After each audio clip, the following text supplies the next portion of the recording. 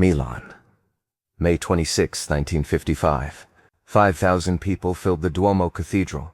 Photographers lined the steps.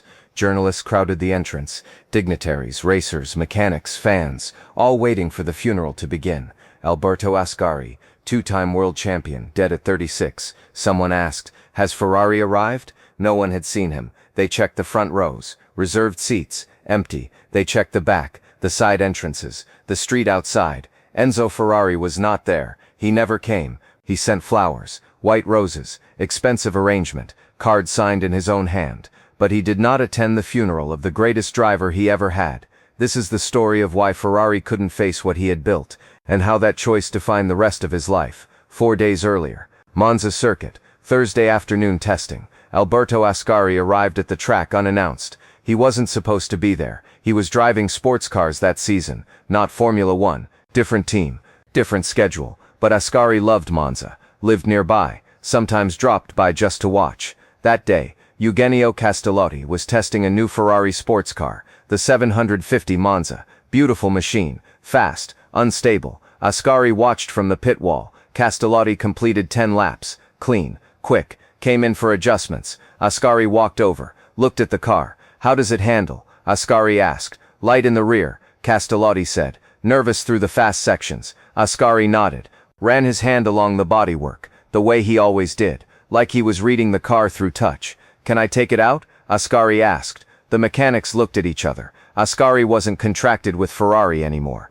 This wasn't his car. This wasn't even his race series. But he was Alberto Ascari. "You didn't say no to Alberto Ascari." "1 lap," the chief mechanic said. Ascari smiled, put on a borrowed helmet, climbed in. He didn't bother adjusting the seat, didn't ask about tire pressure or fuel load, just fired the engine and pulled out. The mechanics watched him disappear down the straight. "He'll be fine," one said. "He's driven thousands of laps here." They were wrong. Ascari came through the Curva del Vialone at speed. Too much speed. The car snapped loose. Rear end stepped out. Ascari corrected. Overcorrected. The car spun. Backwards. Then sideways. Then airborne. It cleared the barrier. Landed in the harbor chicane's escape road. Flipped. Rolled. Came to rest upside down in the water drainage channel. Emergency crews arrived in 90 seconds. They pulled Ascari from the car. No major visible injuries. Unconscious but breathing. He died in the ambulance. 11 minutes later. Cause: chest trauma. Internal bleeding. The impact had been too severe. He never regained consciousness.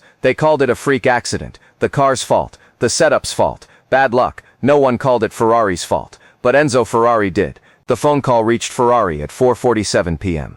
He was in his office in Maranello, reviewing production schedules, planning for the next race. His secretary, Maria, opened the door without knocking. Her face told him everything. "There's been an accident," she said. "At Monza." Ferrari stood. "Who?" "Alberto." Ferrari sat back down. Slowly. "How bad?" Maria's eyes filled. "He didn't make it." Ferrari stared at his desk for a long time, at the papers spread across it. Technical drawings. Performance data. All the things that made cars go faster. All the things that made moments like this possible. "Was it our car?" Ferrari asked quietly. "Yes." "What happened?" "They don't know yet. He was testing. The car spun. He went into the barriers." Ferrari nodded. Once, then looked at Maria. "Cancel my appointments for tomorrow. All of them. The funeral will be. Cancel them." Ferrari repeated. Maria left, closed the door. Ferrari sat alone in his office until midnight.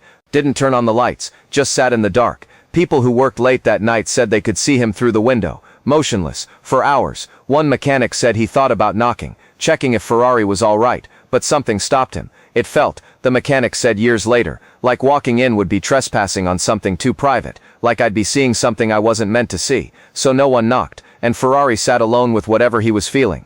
Alberto Ascari had been more than a driver. He'd been Ferrari's proof of concept, his vindication, his answer to everyone who said Italian cars couldn't beat the world. Ascari joined Ferrari in 1949, young, talented, son of Antonio Ascari, a legendary driver from the 1920s, who'd also died racing. There was symmetry in that, darkness too, but Ascari was brilliant, smooth, precise, drove like he was solving a mathematical equation at 200 kilometers per hour. He won Ferrari's first world championship in 1952, then again in 1953.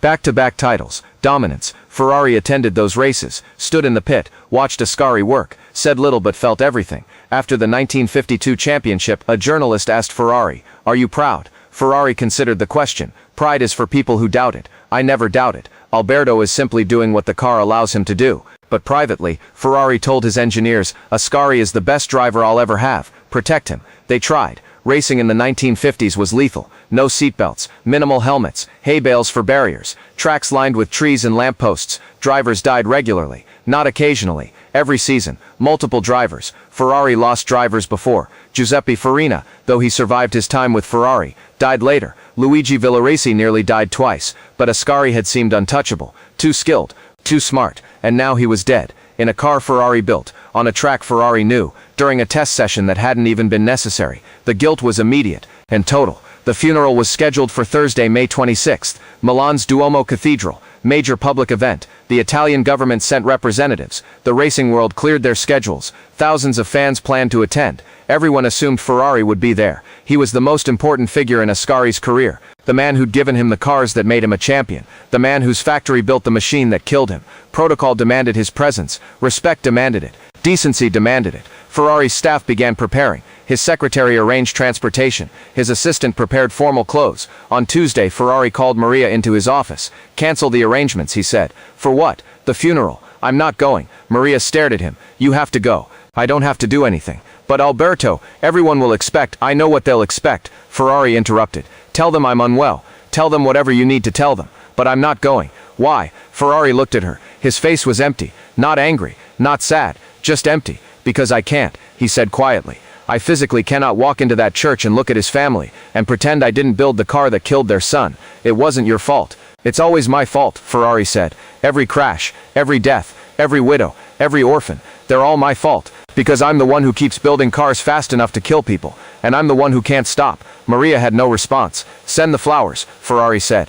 The biggest arrangement they have, whatever it costs, and make sure the card is handwritten. But I'm not going. People will talk. Let them, Ferrari said. Thursday morning, the funeral. The Duomo filled early. Mourners crowded the pews. Photographers waited outside. Press from around the world. Ascari's wife, Mieta, sat in the front row. Their 2 children beside her. 7 and 4 years old. Too young to fully understand. Old enough to know their father wasn't coming home. Behind them, drivers Ascari had raced with. Mechanics he'd worked with. Team managers. Rivals. Friends. The Ferrari contingent arrived. Engineers. Mechanics. Team manager. All in formal black. But no Ferrari.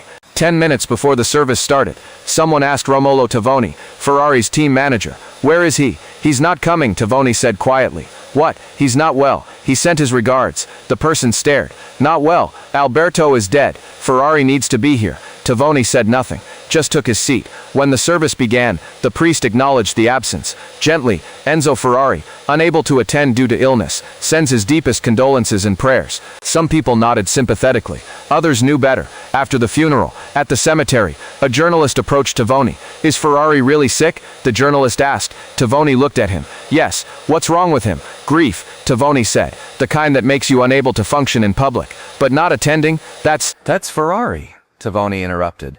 "He doesn't grieve the way other people do. He doesn't perform grief. He just carries it, privately. And sometimes that means staying away." The journalist wrote it down, published it. The headline read, "Ferrari too grief-stricken to attend champion's funeral." It was sympathetic, understanding, but not everyone bought it. Mieta Ascari, Alberto's widow, never spoke publicly about Ferrari's absence. But privately, she told friends, "If he couldn't face us, I understand. But I needed to see him there. I needed to know he felt it too."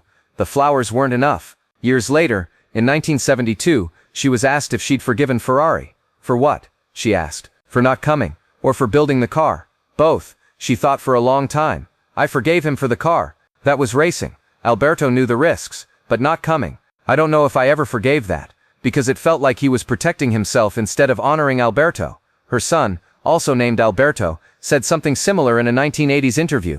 "My father worshipped Ferrari, drove his heart out for him, and when he died, Ferrari couldn't be bothered to show up. That's what I grew up believing, that my father's death was an inconvenience. Whether that was fair or not, it was how they felt, and Ferrari never tried to explain." Back in Maranello, the day of the funeral, Ferrari sat in his office alone. He didn't listen to radio reports, didn't read newspapers, didn't take phone calls. At 11 a.m., when the funeral began, he stood and looked out his window, toward Milan, 45 kilometers away. He stood there for 30 minutes, then sat back down and returned to work. One mechanic saw him later that afternoon, walking through the factory, checking the cars being built. running his hands over the bodywork. He looked, the mechanic said, like he was making sure they were still worth it. Like he was asking the cars, "Are you worth what you cost me?" The mechanic didn't know what answer Ferrari got, but Ferrari kept building. The criticism came quickly. Newspapers questioned his absence. Editorials called it disrespectful. Some said it proved Ferrari cared more about cars than people. One particularly harsh article said, "Enzo Ferrari builds beautiful machines and treats human beings like disposable parts. When they break, he orders new ones." Ferrari read it, said nothing publicly, but privately he told his closest engineer, "They think I didn't come because I don't care. The truth is I didn't come because I care too much. If I'd walked into that church, I would have had to admit what I am.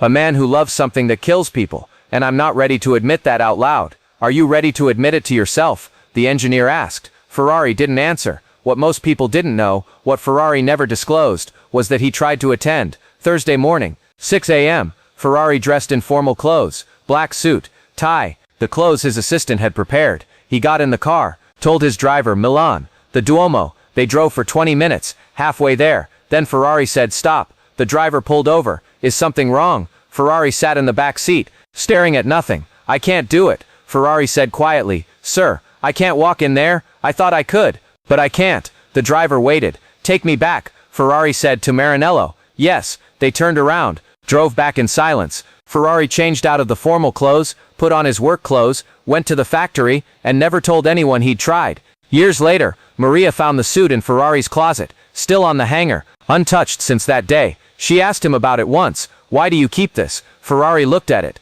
"To remember." "Remember what?" "That there are some things I'm not strong enough to do." She never asked again, but she understood. Ferrari wasn't avoiding the funeral out of coldness. He was avoiding it out of honesty. He knew if he went, he'd have to pretend. Pretend it was God's will. Pretend it was just bad luck. Pretend the car wasn't part of the equation. And Ferrari couldn't pretend those things. So he stayed away. Because staying away was more honest than attending and lying. Ascari's funeral wasn't the first Ferrari missed. It wouldn't be the last. In 1953, 2 years before Ascari, Luigi Fagioli died after injuries sustained in a race. Ferrari didn't attend. In 1957, Eugenio Castellotti, the driver testing the car when Ascari died, also died at Monza. Ferrari didn't attend. In 1958, Luigi Musso died at the French Grand Prix. Ferrari didn't attend. In 1961, Wolfgang von Trips died at Monza. Ferrari didn't attend. Over 50 years, Ferrari lost more than 20 drivers, some while they drove for him, some after they'd left. He attended 0 funerals,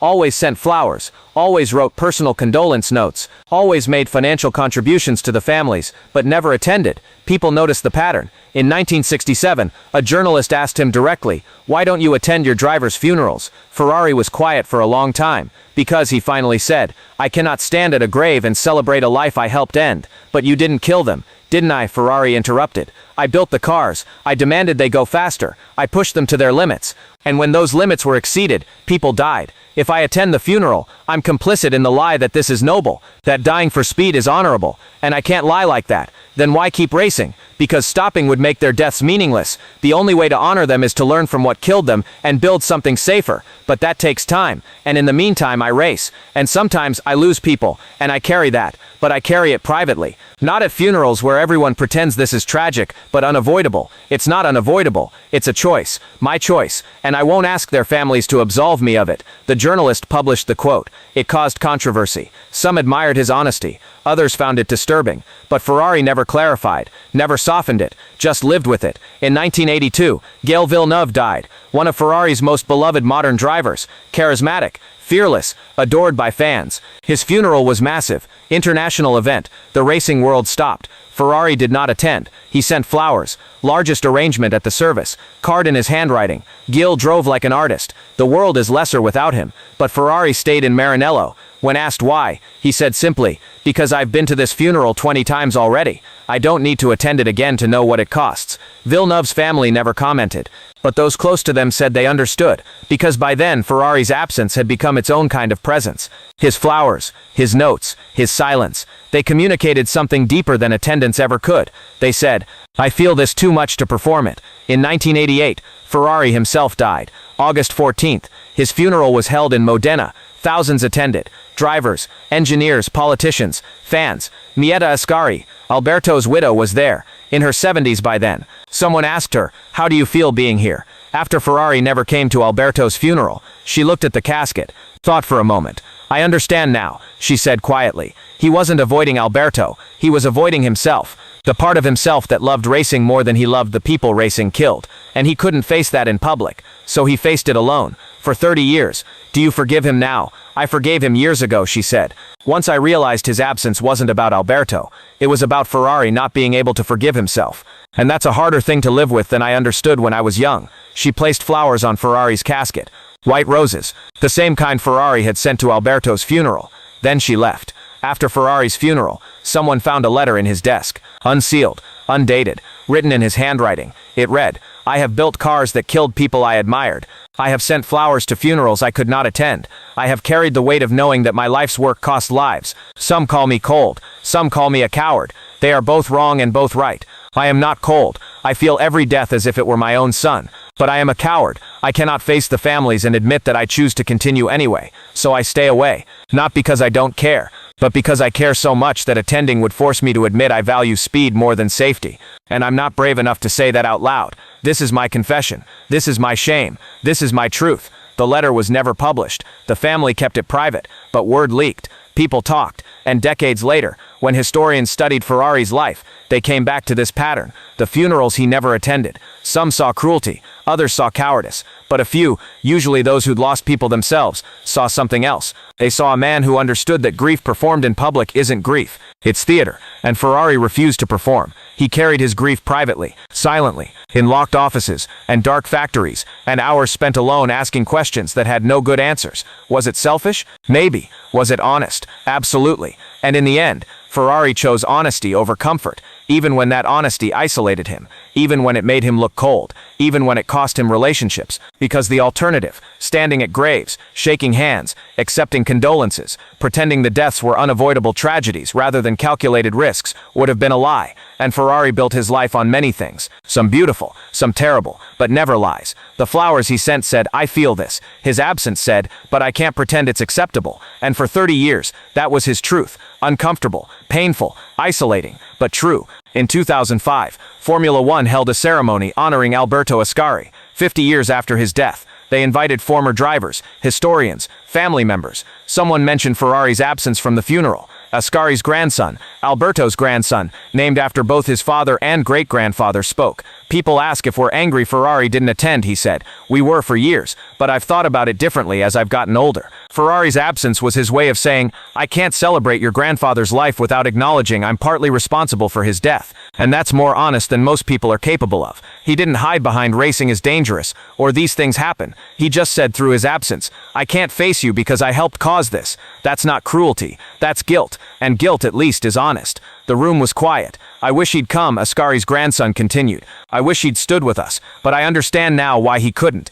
And in a strange way, his absence honored my grandfather more than attendance would have, because it admitted the cost was too high. And that admission is what my grandfather would have wanted. Not flowers, not eulogies, just the truth. The cameras captured the moment. It's archived now, part of the historical record. A grandson forgiving a ghost for a choice made 50 years earlier. Have you ever avoided something not because you didn't care, but because you cared too much? Have you ever stayed away because presence would have required you to lie?